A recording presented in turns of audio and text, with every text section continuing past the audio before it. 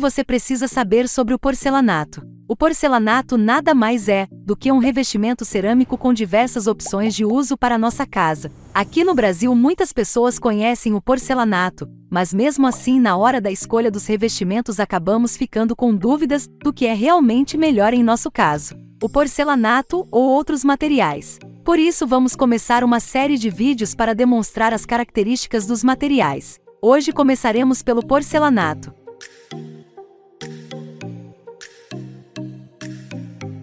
O que é o porcelanato? Como já dito anteriormente, o porcelanato nada mais é do que um revestimento cerâmico, mas com uma diferença grande das outras cerâmicas em seu processo de fabricação. Ele geralmente é mais caro porque utiliza matérias-primas mais nobres e uma temperatura mais elevada para a composição da sua massa. Isso faz com que o material tenha uma durabilidade muito maior, além de baixa absorção de água, em comparação a outras cerâmicas. Na sua produção é feita uma mistura de quartzos, argilas e outros elementos. Após a mistura, tudo é queimado a uma temperatura maior do que 1200 graus Celsius. Depois disso, temos a nossa peça de porcelanato como a conhecemos, já rígida, compacta e com as bordas retas, pronta para ser vendida. Todo esse processo traz ao material características únicas que fazem com que ele seja muito utilizado nas obras Brasil afora. O porcelanato tem grande versatilidade, podendo ser utilizado em praticamente todas as áreas da casa ou de outros tipos de construção. Ele tem baixa absorção de água e uma durabilidade alta. A sua limpeza é extremamente fácil, e ele ainda possui uma alta resistência mecânica e também uma resistência à abrasão física e química. Breve histórico. O porcelanato foi criado na Europa, na década de 80, em uma vontade de inovação pelos profissionais de cerâmica da época. A partir daí, o material começou a ganhar popularidade e foi exportado para várias regiões do mundo. A popularidade rápida é explicada pelo fato de o material evitar a extração de pedras naturais. Em nosso país, o porcelanato chegou na década de 90, e desde então o material vem se modernizando com novas tecnologias. As principais diferenças entre o porcelanato e a cerâmica. É comum vermos que as pessoas no geral não sabem muito bem diferenciar o porcelanato de uma cerâmica comum, mas eles possuem algumas diferenças fundamentais que podem mudar o visual da sua casa.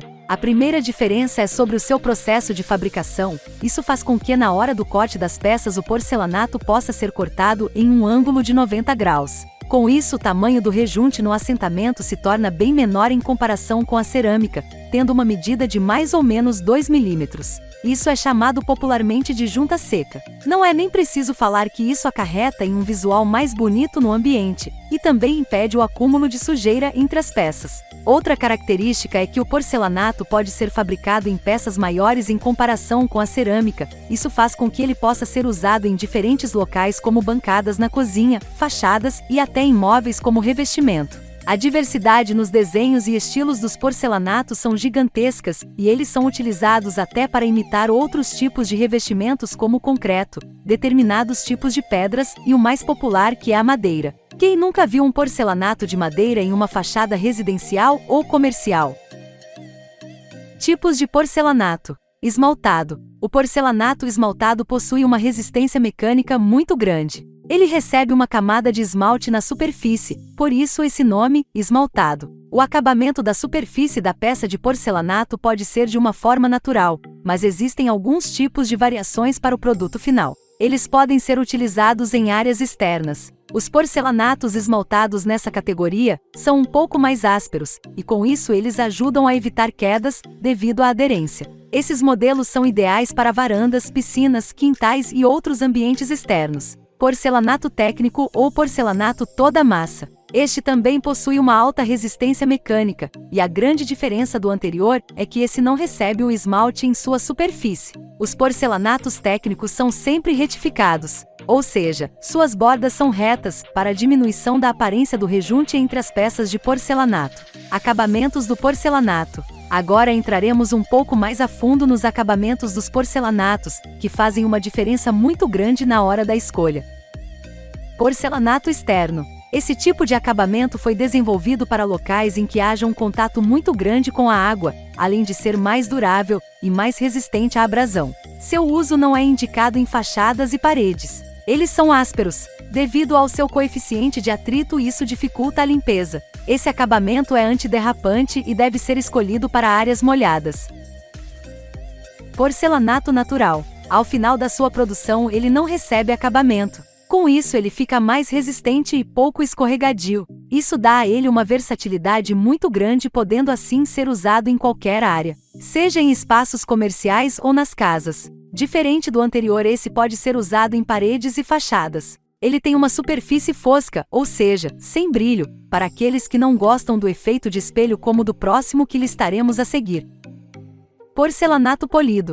Após a finalização da massa, as placas de porcelanato recebem um polimento especial e uma camada de impermeabilizante. Essas peças, por consequência, são mais lisas e indicadas apenas para áreas secas e internas, como os quartos, a sala e determinados tipos de corredores.